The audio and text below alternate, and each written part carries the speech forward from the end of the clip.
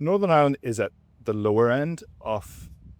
the ranking of European nations when it comes to attitudes to climate change. So there is room for improvement, and in particular, there is perhaps a certain segment of Northern Irish society where there is a strong strand of disbelief and skepticism towards climate change. And this data would say that from that sector of society, we really need to see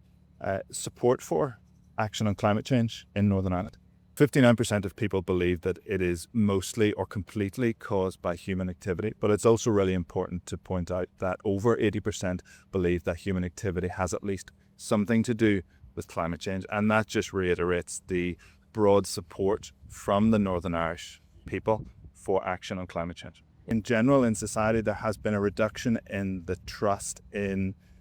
information and in institutions, and there are many factors contributing to that. I think the polarization of the political environment, the rise of disinformation and misinformation on social media. People want action on climate change because even if there's still some who doubt it, they see, for example, in Lough Neagh, that when we, over the long term, degrade our environment, whether it's our water or whether it's our climate or whether it's nature,